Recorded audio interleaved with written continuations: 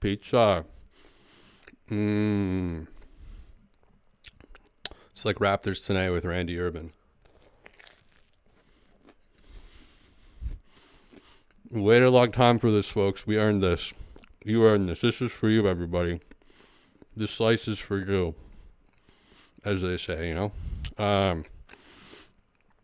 Talking with my mouth full like I'm Leo Routens. The Raptors win 3 games in a row. Yeah, they beat the Indiana Pacers. It was a tight game, 130, 122, and Pascal kind of poetically, he tried to shut this down. He didn't want this. He didn't want you guys to have this. He didn't want me to have this.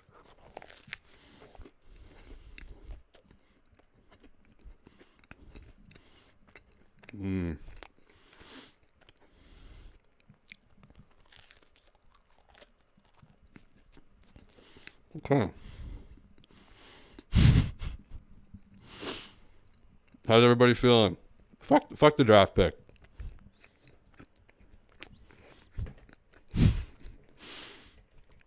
It'll convey. What if I just ate this whole pizza? What if I just didn't do any like game notes and just ate this full Dr. Oetker pizza? How many of you people would keep subscribed? I'm really stoned right now. I wanted to have fun tonight for the pizza party, because this is we've been robbed of this a couple times now. I think it feels really nice, and it is kind of beautiful that it all happened in front of Pascal, because he's the original leak to the media about the pizza party. And last game, we went through the top rated in Indiana pizza places in Indianapolis, which I guess is a real place. So maybe we'll look at that later. There were some questionable dishes at some of the pizza places. The garlic knuckles were particularly unappealing, but yeah, I hope they. I don't know. Are they gonna do the pizza in Toronto or Indiana? Does anybody have any intel on that? But it's really exciting, man. 3 games in a row. Who cares about the draft pick? It'll convey like the draft is better next year. I think, all jokes aside, the funniest storyline for me in this game was Gary shutting down Tyrese Haliburton. He had like 4 points in 24 minutes at one point. I think he ended the game with and Gary was on him the whole game, and he did that to Trae Young too, which is that's a very fascinating development. Tyrese Haliburton, 9 points in 32 minutes, minus 15. There was my favorite play of the game. It'll probably be a new episode, by the way. Jalen McDaniels episode dropped earlier today on the channel.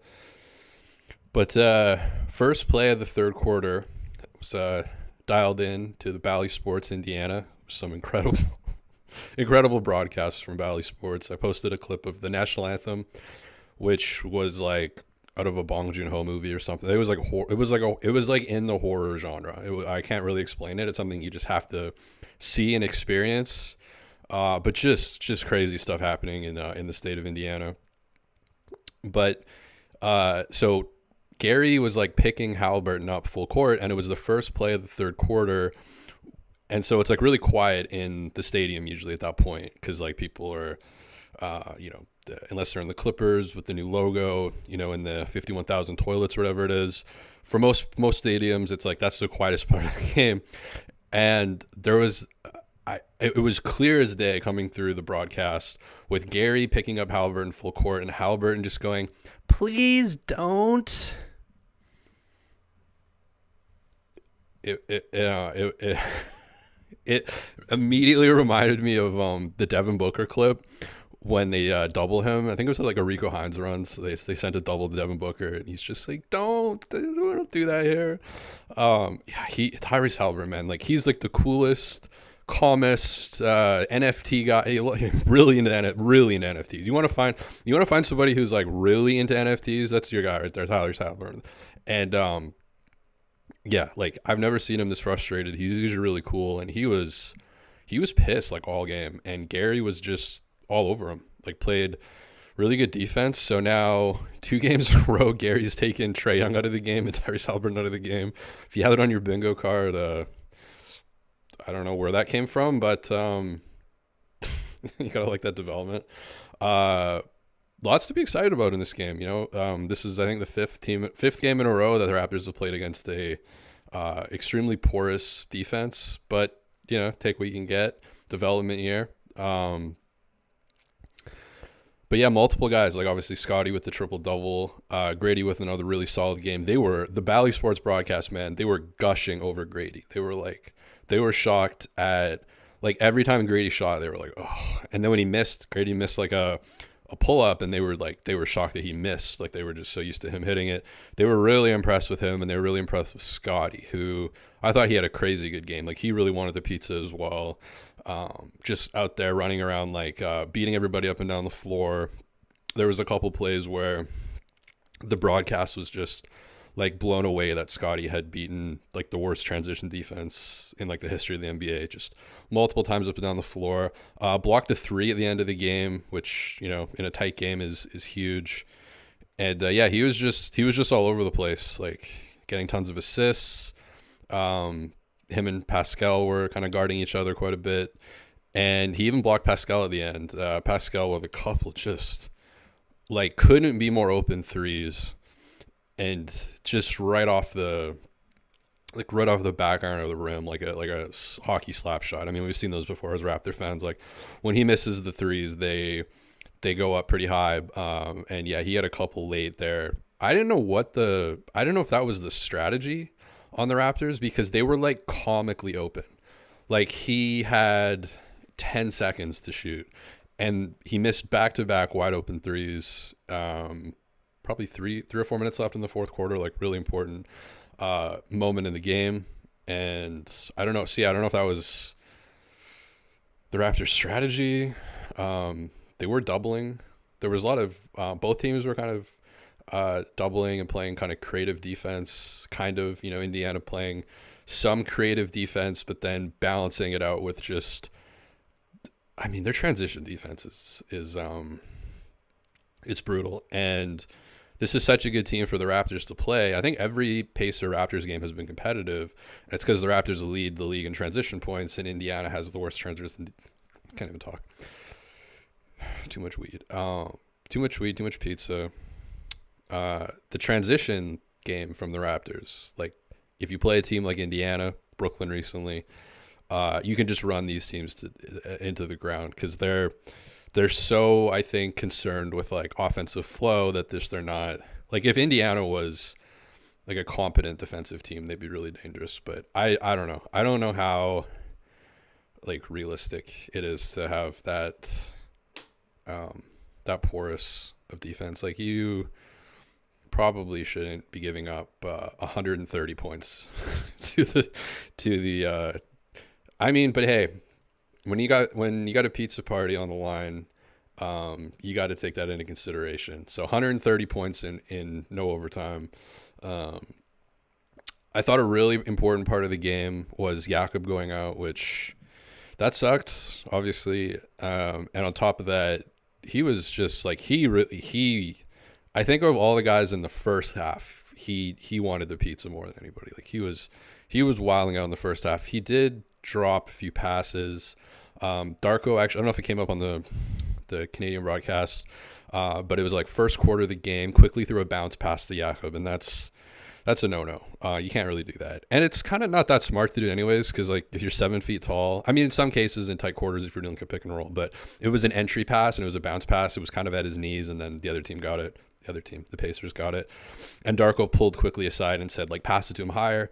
Next play down, he did pass it to him higher. He got it in, so that was cool. But yeah, he had like, he was on triple-double watch in the first half.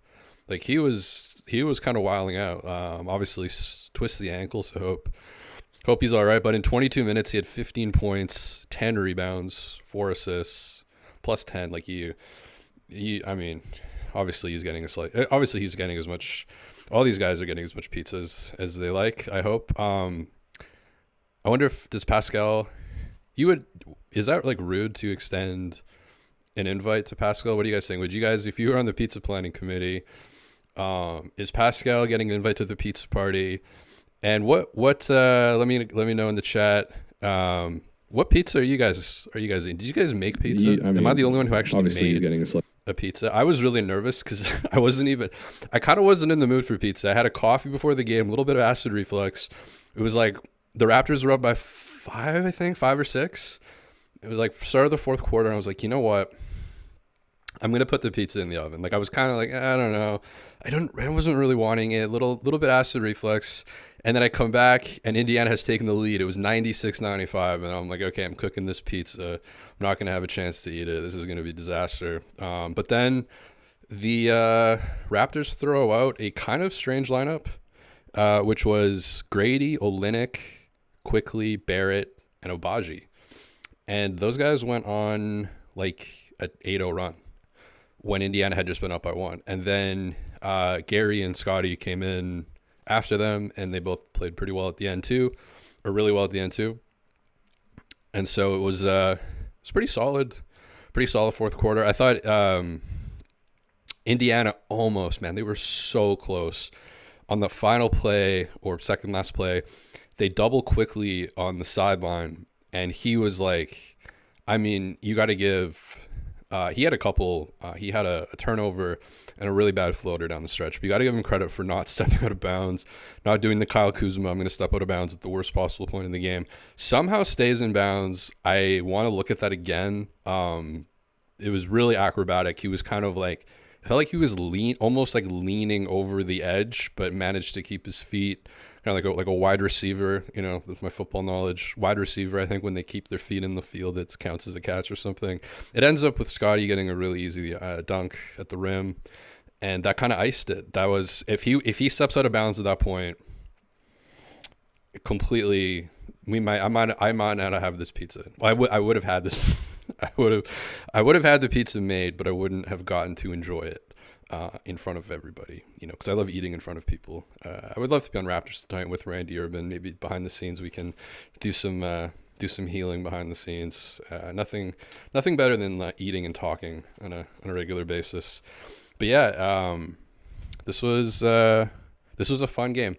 I say my only complaint is I still want more Dick. Like I still want more. He's just been like so good. I think he could end the season shooting like 43% from 3 in his rookie year, which is wild because at one point he was like 21%. He had the 17th highest true shooting on the 905. Like he had the 143rd highest 3-point percentage in the G League at one point. I mean, small sample size, but still a sample size. And yeah, he just looks like completely different, like so much more comfortable. Even that pull-up that he missed, I thought it was going in. It was really strong. Like he pumped, the guy ran out at him, really aggressive closeout. And I think he's going to have a lot of fun with that because the scouting report is going to come out. I mean, I'm sure it's already there that like you have to guard this guy at the 3-point line. And he's got that pump down really well. Like he really sells that. Like he missed the pull-up, but he was wide open. And the reason he was so open is because like he got the guy. I made a video about Precious last year. Precious was maybe the worst pump faker I've ever seen in the NBA. Like it was just so mechanical.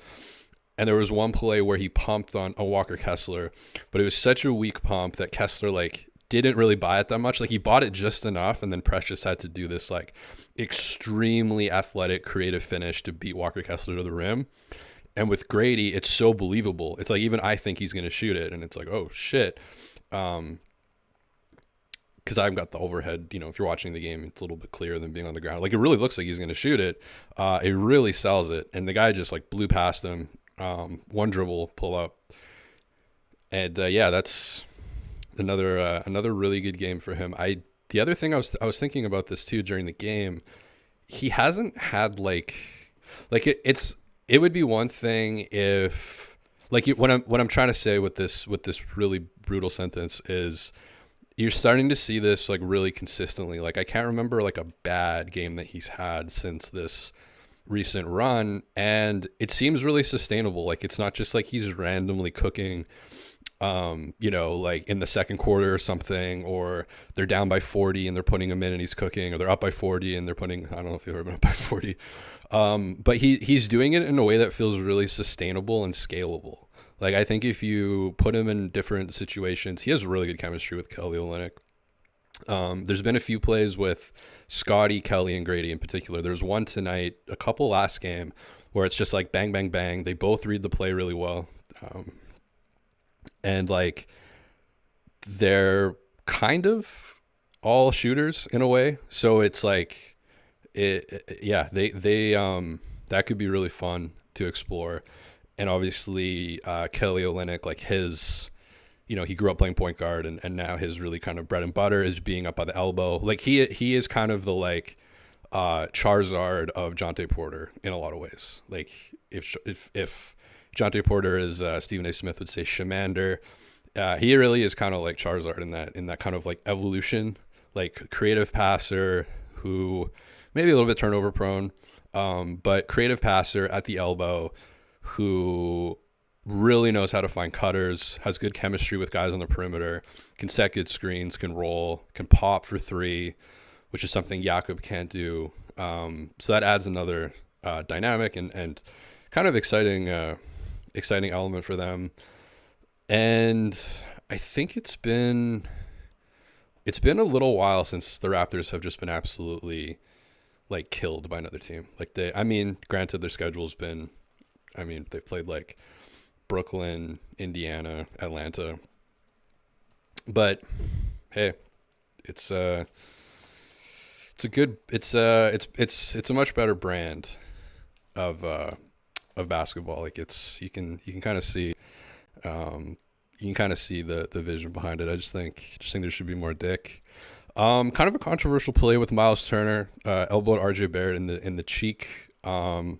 Maybe take his Legos away for a couple days. I didn't really enjoy that. I thought that was kind of brutal. Even the Bally Sports broadcast was like, wow, he really clocked him. Like they were like, wow, like that's like they were even like, oh wow. They were actually pretty good. The Indiana Bally Sports broadcast, like they were in terms of Bally Sports, which I've said before is like if North Korea had a Scientology department, they were pretty good tonight. They weren't bad. The national anthem was wild. Go check my Twitter for that. One of the crazier things you'll see this year, this season. Shouts to Bally Sports for being. They got bought out by Amazon actually, so that just goes to show you that product doesn't really make a huge difference. If you have the studios and you've got the nice suits and the hair and the makeup, you can be valued at a really nice rate, really nice clip. But yeah, what do you guys think? Is Pascal getting an invite to the? Maybe we'll look later. Last game we looked at the best pizza places in Indianapolis. Maybe we'll pull that up later. But yeah, it's a really celebratory night. Also, Scotty, no undershirt anymore.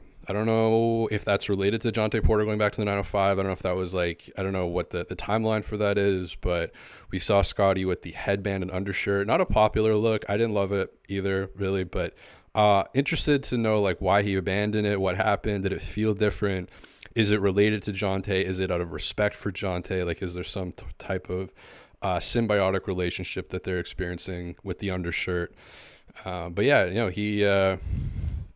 I think he looks like he looks scarier without the undershirt, I think. Just like the arms look a little bit more like 27 feet long without the undershirt. So I think it's a better look.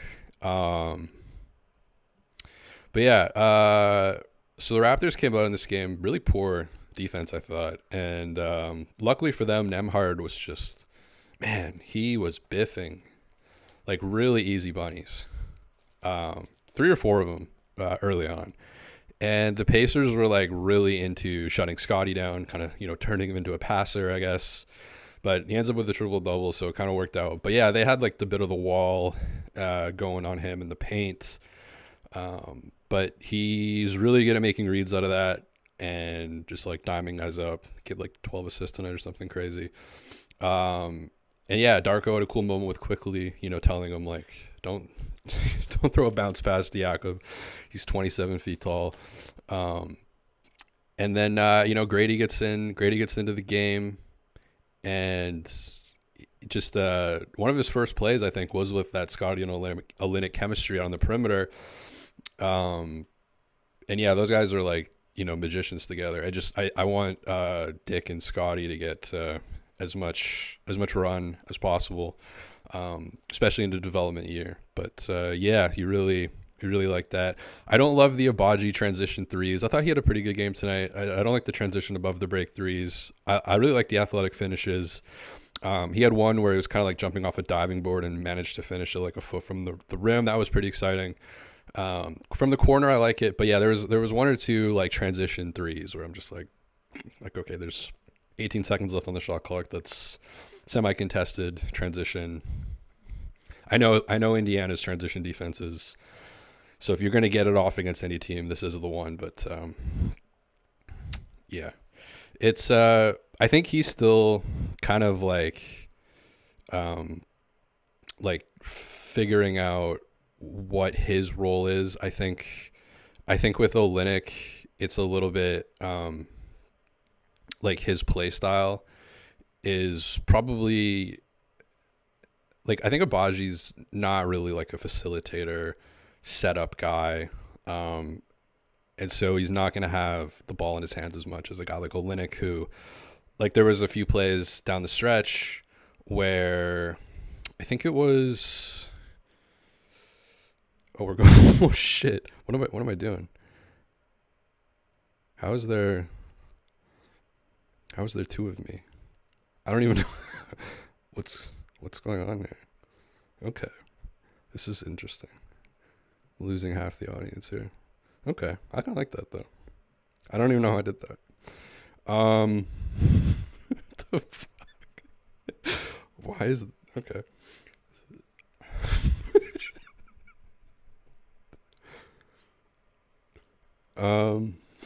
Sorry, I'm just gonna keep going, I guess. Okay. So then, yeah, Matherin was really, he was cooking, man. Like, he had a few plays where I was like, is that Anthony Edwards?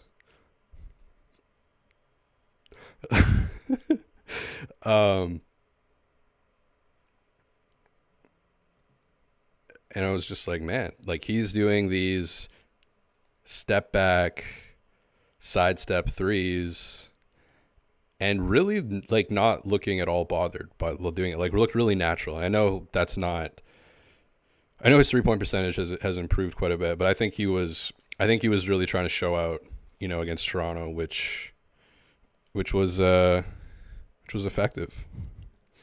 Yeah, and then quarter three. What the fuck is happening? Good thing I don't have any corporate sponsors anymore. They'd be pissed. Where was I going with that? Yeah, Halliburton being like, please don't, to Gary, picking him up full court. That was pretty incredible. You might see that in a future episode. That could be really fun. Matherin sometimes like passes it like he's dunking, which is kind of funny. He had a couple turnovers like that. But yeah, Raptors go on an 11-0 run in the third quarter. The back half of the third quarter, they played really well. The thing that's crazy about the Raptors is they keep doing this thing where they come out in the third. And I don't know, it's like they're not prepared or something. Other team goes on a big run. But luckily in this one, they're able to go on an 11-0 run. And a big part of that was Gradey just like getting crazy offensive rebounds. Like how many yes, I am multiplying. But yeah, no, how many offensive rebounds did 2 offensive rebounds for Gradey, 18 points, 2 assists, a steal. But yeah, the Bally Sports broadcast was really digging Gradey. I mean, he's kind of looking like Klay Thompson on some of these 3-pointers. Just really clean too. Like his shot like he rarely gets like rolls or bounces. It's pretty much just bang, like back of the throat. And so Pascal had 21 points at the half. Haliburton had 2, so that's kind of wild. Again, another really nice shutdown game from Gary. But the crazy thing with Pascal, 20, he had like 20, I think 20 points at the half, ended the game with 27. And we've seen this from Pascal so many times in the Raptors jersey. He's like, starts out the game really strong, and then just kind of throughout the game, for some reason, just kind of fades a little bit. Like, I don't think he was... I never really expected him to like take over in a fourth quarter or really get going in a fourth quarter. And I think that's another problem that Indiana has. You know, if you're talking about a playoff team, I think it's really going to be up to Haliburton to carry those fourth quarters.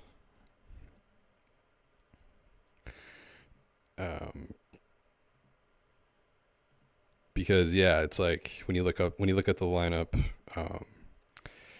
it's going to be interesting to see how they kind of fare in the playoffs. I know they're a really exciting league pass team, but I mean, the transition defense and the sad thing about transition defense is like that's the easiest in a way defense to play. It's just basically hustle. It's not really X's and O's that much. Like you're gonna run in your lane in your lanes or whatever, but it's mostly effort. So that's got to be rough to watch. You know, coaching staff wise. I think Pascal's defense has slipped a little bit this year too.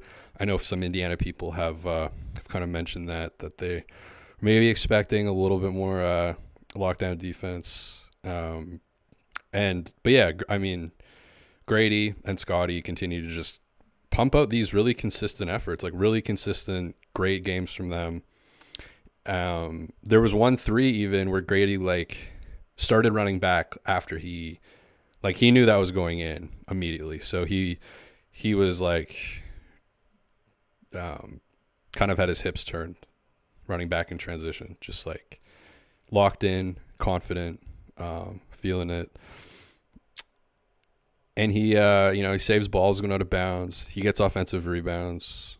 Siakam missing back-to-back, brutal wide open threes. Again, I don't know if that was part of the plan, if that was I don't know what that was, but yeah, he was just wide open. And then quickly with a couple bad plays down the stretch, and there was one play where Quickly wanted it, but Gary was dribbling it up, and Gary actually vowed to pass it to Olynyk instead.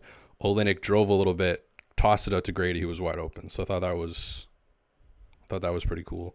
But yeah, I love the Haliburton Gary storyline. Again, Gary taking Trae Young and Tyrese Haliburton out of the game in back-to-back. I mean, I've rarely seen Haliburton play this poorly, and I don't know if I've ever seen him like play this poorly and be this just frustrated. Like after every whistle, he was just really frustrated. He was talking to the refs a lot. Gary was like really under his skin this whole game, and Gary was guarding him up like most of the game. And yeah, and it was the same kind of story against Trae. So, you know, Gary's in kind of a weird spot in a way, like roster wise. We don't really know it's hard to kind of gauge what the situation is like on either side, but if he's going to add, and you need to see it more consistently, but if this becomes like a trend, like if he's changed his defensive brand, like because gambling was his big thing, and he just has been doing that quite a bit. But recently it seems like he's more like lockdown on ball defense against guys like Trae Young and Tyrese Haliburton. So that's a pretty big development. You know, those are two really offensively skilled players who were just completely taken out of their respective games. Again, Tyrese Haliburton in this game, pretty wild. Like 9 points, 32 minutes, 2 for 11 from the field. And, you know, 7 assists for Haliburton. I believe he leads the NBA in assists. So it's like, I don't know what's going on here, man. This is like This is like a funhouse mirror thing. I think it's like continuing to. Let's see if this. I think I'm like. I'm stuck with this. Let's read some of the chat things.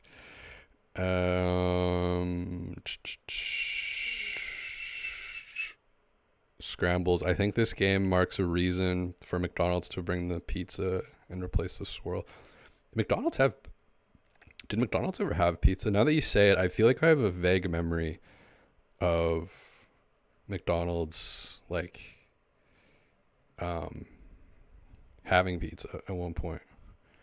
I know that obviously they have the McRib. Is the McRib back? I don't know.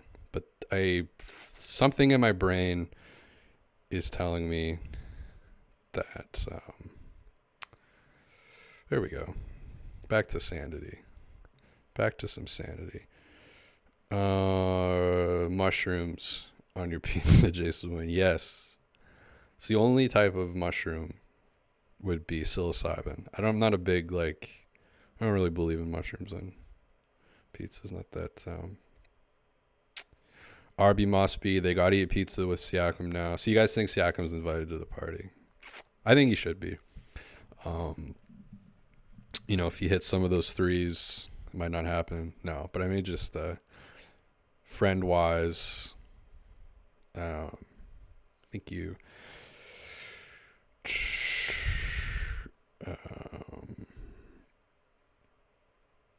Lyle Ugman, are you going to introduce us to your friends back there? Yes, I time traveled back to the 80s to get some Pizza Hut. Is Pizza Hut still around?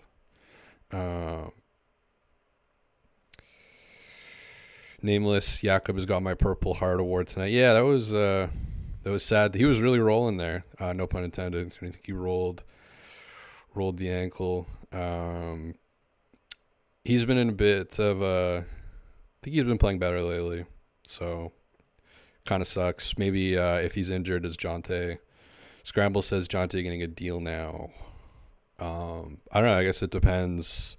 I don't think you can. I don't know. Is Darko gonna acknowledge that Chris Boucher exists? Because he's like, I don't know, man. The cool Chris. I had a little Chris Boucher bit in my Jalen McDaniels video today, but yeah, if Jakob's out for any considerable period of time, I would expect Jonte to get called up. Him and Javon Freeman Liberty, who I think is averaging like 34 points in the G League. People are wanting to get him up onto the Raptors. But yeah, I could see Jonte maybe getting. Daryl says, I love Chris. His Instagram stories are A+. What's the deal with Instagram? I had it for like a couple years in like 2014. I just remember seeing like a thing where you can't read like news on it or something. What's the deal? What's going on with Instagram? Is it like LinkedIn or whatever? A lot of pictures.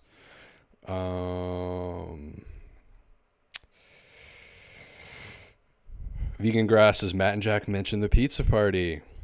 Damn. Maybe I should have been. Maybe this game I should have tuned in instead of doing the Bally Sports. Should have gone and seen that. What were they saying about the pizza party? Were they eating pizza? Because I know they were eating Caribbean food on the broadcast. Mazar said, I had Hawaiian pizza before. It's not that bad. I don't know why Hawaiian is controversial. Back when I used to eat meat, Hawaiian would always be like my second go-to. Like I would load up on the pepperoni, and then Hawaiian would always kind of be like a nice. It would never be my first. Like I don't think I ever ordered. I don't think I ever ordered a Hawaiian pizza, but it's like if you're at a pizza party and there's different types of pizzas, Hawaiian would usually be my second go-to after pepperoni. This was back when I was a Sigma male that ate meat, but now I'm a weak soy boy, so I can't really partake in things like Scramble saying a barbecue chicken pizza. I wouldn't be able to eat that because I'm a weak pussy. Gerpa Tap says, sorry if I got that wrong. Pascal gets an invoice. or an invite pepperoni pizza. Jason Poo, great name. How many times did Jack say tails today? I don't know what that's in reference to, but I did watch Snowpiercer last night, so the tail of the train. I'm just reading some of the chat comments here. Gotta bust out the Delicio. Stream can't end until you're done your pizza. We're going for the plane. Pizza Hut in the first round. I mean, yeah, guys. The pick conveys to 2025. Raptors already have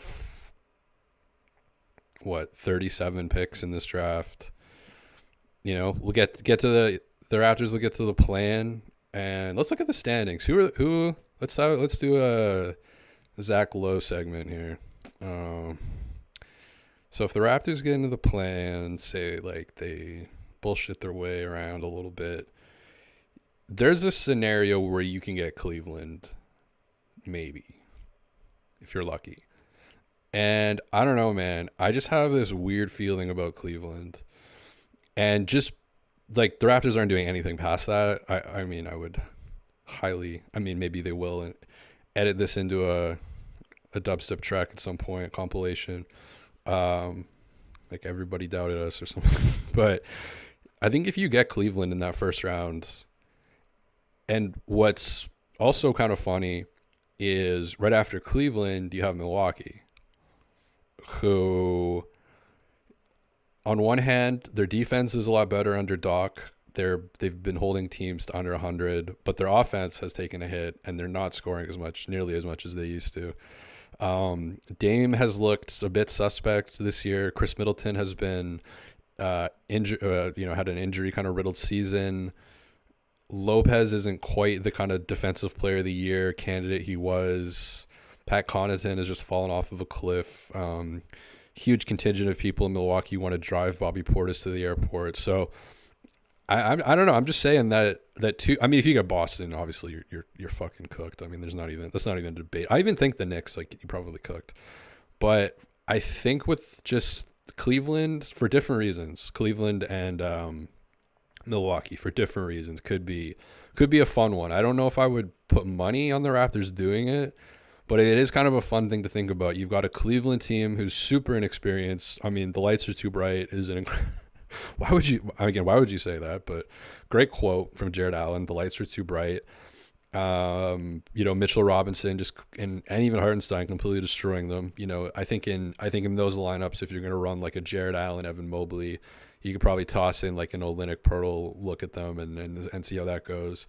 Obviously Donovan Mitchell's the big problem there. Maybe Gary, they could throw their new defensive point guard and shooting guard stopper whisperer, Gary Trent Jr. on defense, picking guys up full court, holding them to like 9 points. Who knows? Maybe that could happen. Cleveland's kind of the ultimate, like, talk to me when you win around in the playoffs. And like, if Donovan Mitchell's off, there's no one else on that team that just completely like horrifies you. Like, if he's not going, it's more of a collective effort from them. And those teams in the playoffs, I mean, obviously asterisk around like the 04 Pistons or whatever, but typically those teams in the playoffs, I don't know, a bit sketchy. Obviously with Giannis, it's a completely different animal. I would much rather play Cleveland than the Bucks still. But I just think there's something weird about the Bucks this year. There's something weird going on. There's some weird energy. You've got Doc Rivers, obviously, who, I mean, it's going to be, Doc Rivers has, I was so excited when Milwaukee hired Doc Rivers. Like, I think he is unintentionally like one of the funniest people ever. And he's already blessed the world with like 14 great quotes. And he's been the head coach for like a week and a half. Like, just the first day coming into the gate, like, I wouldn't wish this upon anyone. Like, coming in halfway through a season to like a 2 seed with Dame and Giannis, wouldn't wish this on anyone. Now he's, dropping little comments about how he didn't think Joel Embiid had the ball enough in the playoffs in Game 6. Oh man, am I happy he's back on center stage. He is so entertaining. I mean, It would be absolutely horrifying if he was coaching the team that I was watching on a regular basis. But man, is he fun to have in the NBA. The NBA is just a much funnier place with him in it. So really happy he's back. And in terms of a playoff setting, Giannis obviously is the big factor and can single-handedly probably beat the Raptors if he wanted to. But I don't know. The Bucks have there's some weird like chakra energy. Need to get David Thorpe to talk about the Milwaukee Bucks chakra because he's kind of the chakra master. And I would suspect there's some gaps, some holes, some deficiencies. And so, yeah, the first round could be fun. I mean, they got to get out of the play-in. But even you look at the play-in, it's like who they have to be in the play-in, the Nets, the Hawks, the Bulls. Like these are the Magic and the Heat are probably going to, might be clear. I mean, they'll probably have to play one of those teams. They'll have to have like one random win, but, it's the NBA. And yeah, if you have a shot of getting Cleveland in the first round, I mean, that'd be fun. They have I think the Raptors did have one really bad loss against them, but typically they seem to match up, like relatively well in terms of kind of how good Cleveland's record is. Like, I think they play, how do you say, like up to Cleveland. I think the worst team, in any play-in scenario, if I'm the Raptors, the only thing I don't want is the Chicago Bulls, which is the antithesis in that they're a team they just seem to play down to for some reason. Or they play worse than, not that they play down to them. I mean, the Bulls are higher up in the standings. But I mean, the results have been worse than you would probably expect against a team like the Bulls. So, and I mean, I don't want to see another Bulls Raptors play-in situation. I don't think anybody does. Pale Fox, Precious is getting heavy minutes over Hardenstein and playing wellish. Yeah, I mean, on one hand, you got Tom Thibodeau, who's kind of known as the center whisperer. But it's a much more structured team environment role. And that was kind of always the question with Precious. Like, do you just let him go crazy, or do you put him in a box? And Thibodeau, I think, has more or less like Thibodeau kind of is a box. So it's probably a good fit for him in New York. So hell yeah, dude. And Pale Fox just deleted that comment that I read out loud, so I don't know what to do with that. Was my answer really shitty? Or why did you delete that? Scramble says, is a 4-game streak pizza and bowling? Scotty's a bowling champion. I don't know what that means. Pizza, yeah, everybody's excited about the pizza party. Andy Zhao. You should stream during the game. I'd watch live commentary. I don't even know what this. Okay, so I've thought about this. Isn't there like a bit of a lag? Like it would be like 5 seconds off from the broadcast because, or would it be? Am I just tripping out? Like, could I do live commentary? I guess I could. I feel like that's like almost too invasive though. Even this is like, this is enough. I mean, come on. I had somebody in today thought that these videos were the reason my other, like these streams were slowing down the Wrap the Romans channel. Someone was like concerned about that. Like this, like effortless 1 hour that I turn the camera on I don't know. There's so much happens behind the scenes that people don't see. So it is kind of funny to hear those inferences about my personal life and how I live and stuff. But yeah, live during the game, I don't know. It would probably honestly be like a better product than whatever this is. I do think I have, observations or whatever, so it could be good. But do I act like I'm part of the broadcast? Like, do I have my oh wow, I have my headphones in and I'm like, Alvin's dropping some crazy like splicing 4 metaphors together and I make a comment on that? Or do I do my own like independent thing? Like what's the right setup for that? I've thought about that, definitely. Maybe next year. Or would I have to like carry the whole Would I have to carry the whole broadcast myself? And do people like? How do you like? And honestly, I think I need to get over my own bullshit because it's like it's not something I would ever watch. Like I would never watch a YouTuber or whatever. Like as I'm watching a basketball game, I would just like I can't even have a dog walk past the TV. I start freaking out. Like I can't. Like I wouldn't be able to. I wouldn't be able to do that. But I have to get out of my own way or whatever.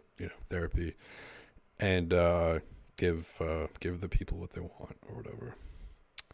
But yeah, it's not a bad idea. I've definitely thought about it. He did a commercial and claim he's a bowling champion. Is that Scotty? I love how Scotty has like, I don't know if it's him doing this. I've joked about this on Twitter, but it's almost like he has like an uncle or something, like a cool uncle that's just like running his like PR, because he's got like, look at his sponsorships. He's got a trade school. He's got all these like photos of him with like measuring tapes and like a high vis vest. He's got the the Subway sponsor. He's got the BitConnect or whatever crypto thing. The luxury condo, and bowling. Like he's there's some uncle magic going on there. He does have that like uncle energy to him. But that should be like an open gym with bowling, because I think the golf open gym with OG was one of the better like open gym moments we've got with the backswing. My favorite open gym moment of all time is Scotty cutting the steak. I don't know if you guys have seen that. He's cutting a steak. Speaking of a pizza party, by the way, here's a good question for the chat. There's always that one like fucking weirdo at the end of the table at the pizza party who's cutting their shit with a fork and a knife. There's always one. Who do you think on the Raptors would do that? Who's cutting? It's like Seinfeld. Who's cutting the Snickers bar? Who on the Raptors would be most likely to cut their pizza? It's definitely not Kelly Olynyk. Kelly Olynyk's a BC boy. He's sliding. He's from Kamloops, man. He's sliding that shit down the back of his throat. But who? Like, let's go through the roster here. So who? I think there's no way Gary cuts his pizza. There's absolutely zero. There's 0% chance that Gary Trent Jr. cuts his pizza with a fork and a knife. Jakob. He's kind of uncoordinated with his hands. We saw him drop a few passes tonight. We've seen bounce passes to him kind of go awry sometimes. I don't know how well he can handle a slice. So he kind of has the energy too. Like he kind of wears like the dad white Nikes with the like black socks. I could see him. I think he could be a candidate. He's a candidate. I'm not settling on him yet, but he's a candidate for like one of the more likely to cut his pizza. Gary and Kelly for sure, no. For me, those are the two least likely. Bruce Brown, I don't really know enough yet. He did an interview with Lindsey Dunn today, which was interesting because he was like, they're talking about how he was blasting country music. I'm sorry, natural visceral reaction to that genre. I grew up in like a farmery. This is like the least cool sub. It's like what I grew up around, so it's just naturally like the thing that I think like is the least interesting thing in the world is like what I experienced. So yeah, when she was like, "Do other people?" Because he was blasting country music in the locker room, and she was like, "Do the teammates like it?" And I don't know if she asked him that or Will asked her that, but she said like, no, nobody else enjoyed the country music. So, which I think is pretty, probably pretty easy. That'd be a pretty easy bet to make. Abaji, don't really have a great read on him. I don't think he would be a cutter. I think he seems kind of slick. Like he gives me the vibes of like a smooth guy. Like he left Gradey the note in the dorm room. By the way, it is kind of hilarious that like these guys who are like on like March Madness, like marquee guys. You know, this is why the NCAA is kind of whack, but like, you know, big name in terms of the college level, and they're like living in a dorm room that like everybody who's lived in a dorm room, it's really like not that glamorous. So to go from like being, you know, first year Kansas, living in a dorm room, you know, that transition has got to be pretty wild. But yeah, I don't think Abaji would be a cutter. And, what do you guys think? OG would 100% cut his pizza, says Vegan Grass. I gotta agree with that. That's a good example. I could see him and Jakob at like the end of the table, and everybody's just you know, having pizza, eating pizza the normal way. I'm just trying to find some more pizza clips here. They're eating pizza the normal way, and then Jakob and OG are kind of on their own thing. Let's have pizza with these guys. Mark's Pizzeria. Yeah, cool. Okay. Who else? Who else we got? RJ Barrett. He seems too forceful with force. Seems like too forceful to cut. He would cut his pizza and his knife would just like go through the table. Scotty, I'm really scared of because of how he cuts a steak. If he cuts a pizza like that, I don't know. They might just have to like cancel. They might have to cancel the pizza party, I think. If he, because yeah, the steak cutting thing is kind of wild. Quickly's kind of hard. I don't think Quickly would cut his pizza with a fork and a knife. I could see him. He's kind of finesse. You know, he's got a bit of a floater game. There's a smoothness. Doesn't really seem. You know, we've seen him riding a horse. Pictured. So you know, he seems pretty adventurous. I could see him eating pizza, just, you know, raw dogging it, barehanded, like a floater. And then that's it, basically. McDaniels, he would just probably have sex with the pizza and then, like, film it or something. Boucher's not cutting the pizza. Garrett Temple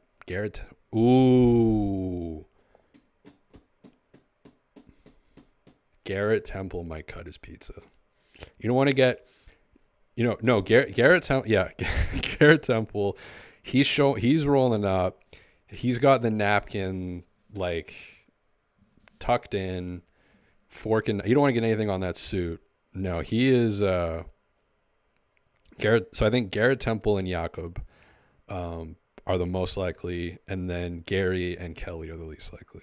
Jordan Wara, can't really get a read on, and DJ Carton is vaping in the back. DJ Carton. I've had so many fucking DJs on this team. DJ Carton, DJ Hogg, DJ Augustine, DJ Wilson times like 7. DJ Wilson's been on the Raptors like 7 times, so that counts. Like, you could do an entire festival. You would just have to have DJ Wilson with each thing.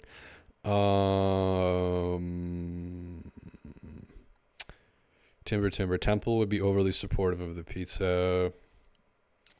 Yeah, Temple will buy all the workers in the pizza place like a large pizza each. Like he'll spread that wealth around a little bit.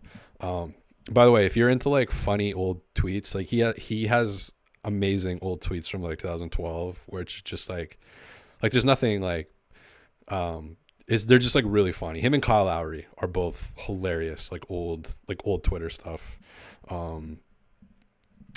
Just a lot of it's like geography related, which I like. It's like about to crush this sandwich in Houston. It's just like waiting for my room service for my chicken burger in a hotel in somewhere. Like, yeah, just some great stuff. Kyle Lowry, obviously, lots of great tweets. But yeah, that's pretty much it. You know, Raptors get the pizza party.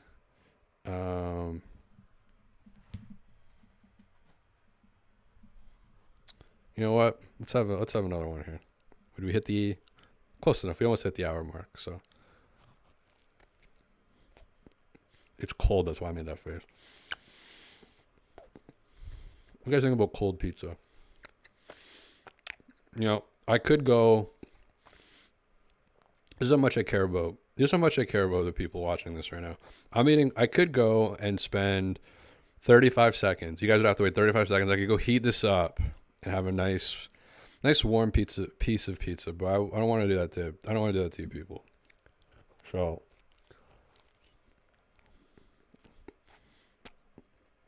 enjoy it. You know, this one's for you. Pouring out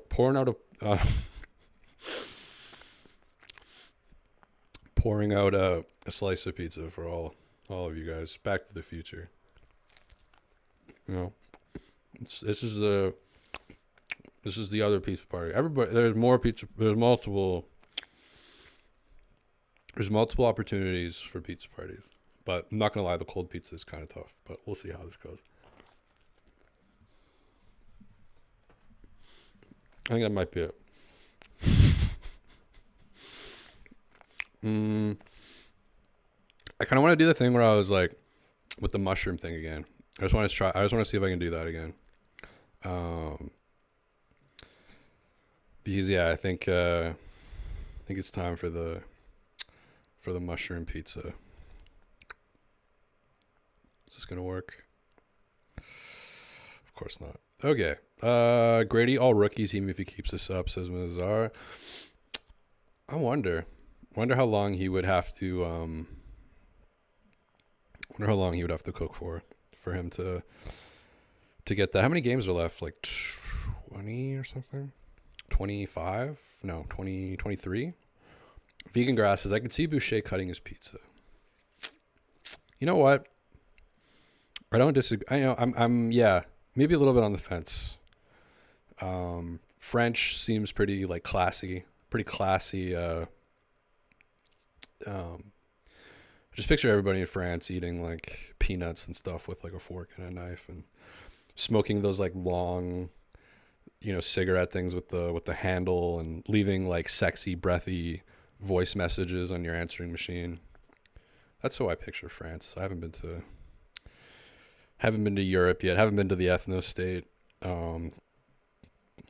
Seem to travel in places that are more different than Canada. Just I don't know, but I'll go to Europe one day.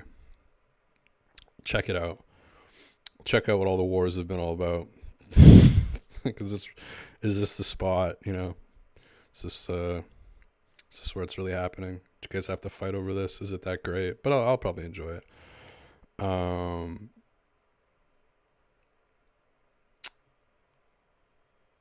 But yeah, new meat in the pizza. Is Pizza Hut still going? Pizza Hut was like the interiors of that. You know, you could see the decline of our society with the interior design of Pizza Huts. Like it's just in the 80s and 90s, just really had this like aesthetic to it, and now it's just kind of this soulless. Everything just looks like the house from Parasite. Which, by the way, my neighbors like built a replica of the Parasite house. Like it's insane. I need to take pictures of it or something. I need to go and see if they need like an English tutor, a housekeeper, a driver, an art therapy teacher. Go check that out. But yeah, we're kind of just in the, you know, it's been an hour. I settled my notes. I'm just kind of rambling stoned right now. Just kind of at that part of the fucking show. Thomas Shear, got my garlic knuckles ready. Hell yeah. God, that was tough. I think I lost my appetite after that.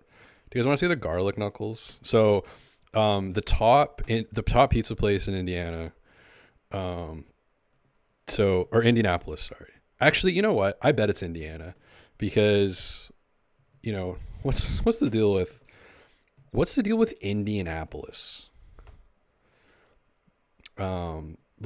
It's just such a long name.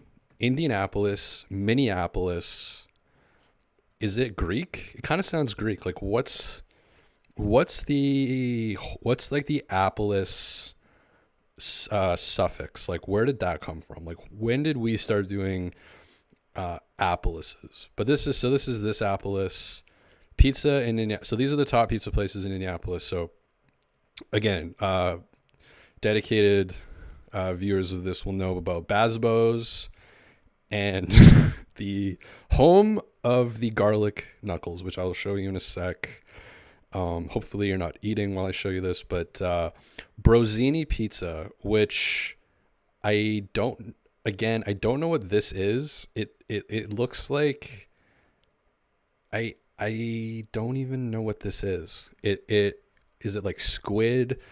Is it like Black Forest ham that's just been dyed purple? Like it just does not look, just looks off. Like it just doesn't look like food or something.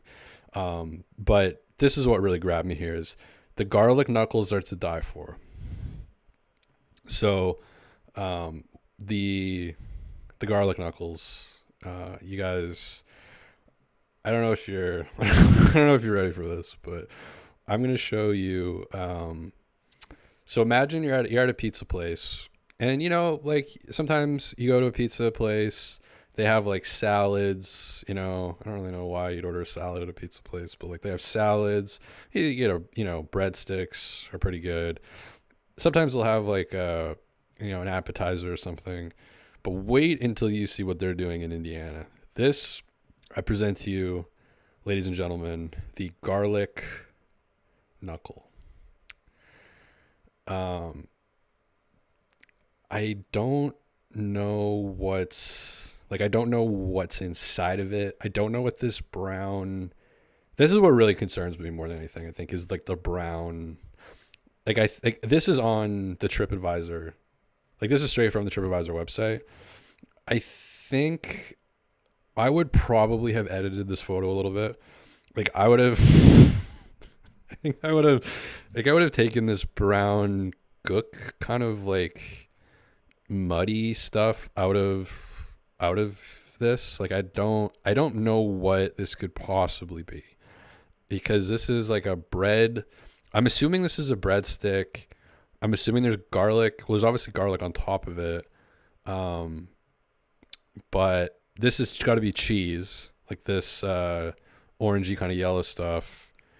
That's like okay. Like if it was just a photo of it, like if you just had this kind of on its own, it wouldn't really be notable. For me, it's all this like slimy, goopy stuff in the center. Like if I was at a pizza place and that got put on my plate, no disrespect to Bozzini's Pizza. One of them was like, I think it's this one where it's like since 2008. Serving the community since 2008. I think there's got to be that should be illegal. You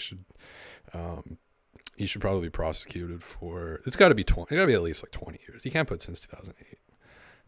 But yeah, imagine if you show up to you go to the pizza place, you sit down, you order your pizza, and then you're like, what, kind of hungry, feeling a little bit adventurous. I'm at the number 2, no pun intended, but I'm at the number 2 ranked Brosini's Pizza in Indianapolis, Indiana. By the way, there's only like one, I think there's an NBA player talking about this, how there's only like one hotel in Indianapolis that's like both big and nice enough for like an NBA team to stay at. I swear, man, Indiana's not a real place. Like, you got to check out the thing I posted on Twitter. Like, this is not me trying to get you to follow me on Twitter or whatever, but like, please, like, if you've ever found anything on my channel funny, please go to my Twitter and just look at this little girl singing the national disappointing anthem in result. Indianapolis. It is like the most Tough game. It is like the scariest thing. No excuses. I've ever seen. Like, it's out of a horror. It's out of a Bong Joon-ho horror movie. Like, it's really made a point of making it difficult on Tyrese. It's like funny and scary, and it like really weirdly, like, she points up to like as the heavens or something, and we were and then it just like the camera like zooms in on this empty chair in the second half, that's just like sitting in the stadium, like hanging from the stadium somewhere. It's like, behold, behold there's like a sign or something that's like, lest we forget, like, behold the chair. Meanwhile, you've got this like little girl, like something like a character really from like Little Miss Sunshine, just belting out like, and we just like weren't able to hitting get over every the hump note in the game. incorrectly. And it was no tough, disrespect, but like every note incorrectly. I thought, but we also like hard, overdoing it at one point, that we and at another to, point trying to be like sultry and jazzy, and the next, like, it's so incredible. It's like a 24-second clip. Games we got to learn from. Just please go, please, like, then, I'm begging you, please bounce go watch back that. on Wednesday. I mean, I don't. I've had a long strung together enough stops to really get over that hump, as you described. Did you feel like got away from you defensively tonight? Like, Precious doesn't think anybody's been to the moon. I don't think Toronto Indiana plays. I think Illinois touches the fastest Ohio. pace in the league. I just think it's a figment of our imagination. I think it's a psyop let's see to here. get Pete Buttigieg elected. That's pretty cool. They had 26. They had 43 I think last if it did exist, so we did I would better just there, like open up a store that just, only sells navy blue Under they Armour just got in the clothing. paint That'd be like too, the only thing we too sell. often. And it's just pants, 78 socks, paint hoodies, points, hats, you're gonna all lose navy blue, most of the time, all Under Armour. And so, that was an area we needed to do better. Right disappointing because I think in the last closing up the 5 store, games, head down to Brosini's Pizza, get myself. I think we were ranked in the top 5 in the league defensively. We had more really the brown. picked I want it more up the. over Can that stretch. you guys give me more of the brown? This is how hard it is in the NBA. So that's not garlic or cheese or. We got to regroup. Tomorrow's an off day. What do you get from a pizza place? Come in here Wednesday. We got national TV here, can be brown, and Zion coming in, and there'll be plenty of challenges. I don't don't know what this is. Guard your yard thing. What specifically do you think led to so many pay points for them? I think 78. The number you just said is one of the highest. But yeah, this is it's kind of a you name it type thing. It was transition counts as pain points, cuts, drives, and ones. I have a video playing. There were a lot of different things, and so we need to be better. Is there a video playing? Disappointing, but we got to bounce back from it. You mentioned what they were doing defensively with Tyrese. Rick Carlisle's not invited to the pizza party. I had one of my Bally Sports completely that I pay for. I pay like $3,000 a month so I can watch all the Bally Sports broadcast. But yeah, it's been a fun pizza party. I kind of want to get the mirror, the funhouse thing going again, the shrooms or whatever. Let's see if we can fire that back up again. But yeah, it's a much more exciting. It's a much more exciting Raptor team than we've seen. We got the holy fuck, man! We got the garlic. Okay, we got the garlic knuckles. Okay, now we're really cooking with fire. Let's bring Rick Carlisle back into this. Oh no! What the fuck? Where's Rick? Rick's been pretty cool with because Rick Carlisle used to be kind of like the grouchy librarian. That was kind of his.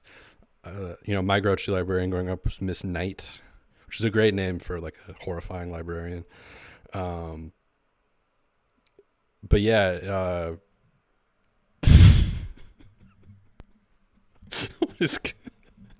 But yeah, no, it's what I was just saying with the librarian thing.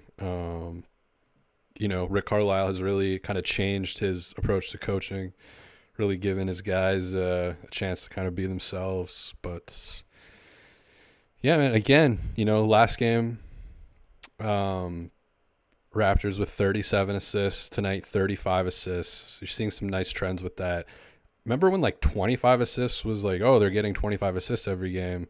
Now it seems to be trending upwards. And one thing that's come to fruition that I'm really happy with, that I kind of like, predicted, not that it's like genius or anything, but I thought that Kelly would come in and potentially kind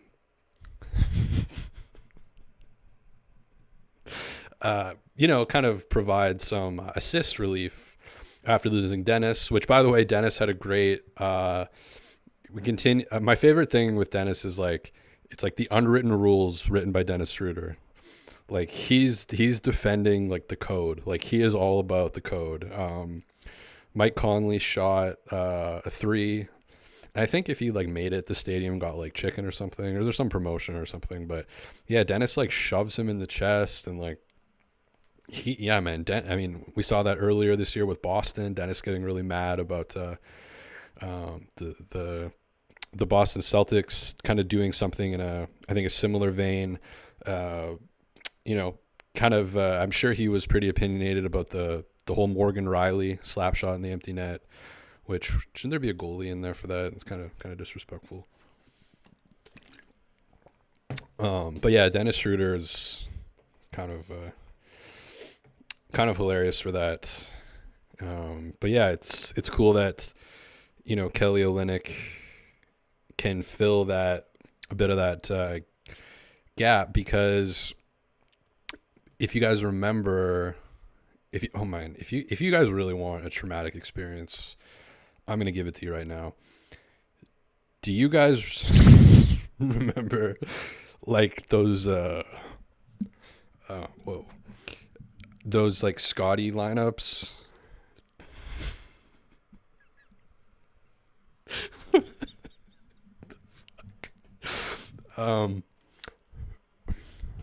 Where the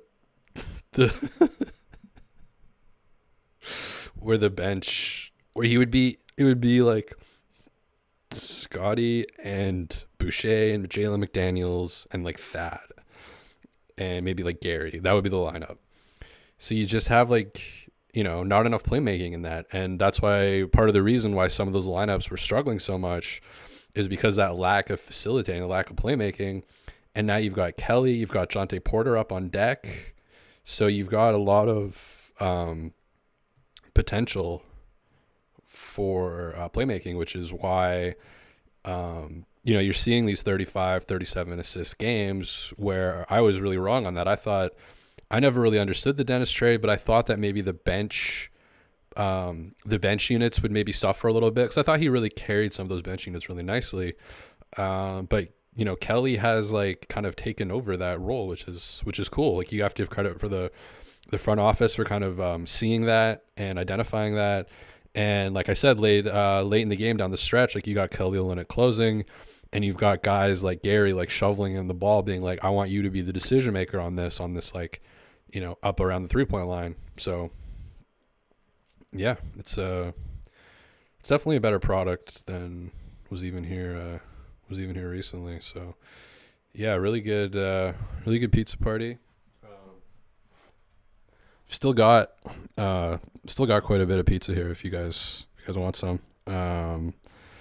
I could if you guys let me know if you want any of this, I can send it over. But yeah, it's exciting. And again, kind of poetic that it was done, in front of Siakam, who played a good game, but couldn't stop the pizza party from happening. I do really hope that they invite him to the party. Like he definitely deserves it. Like he's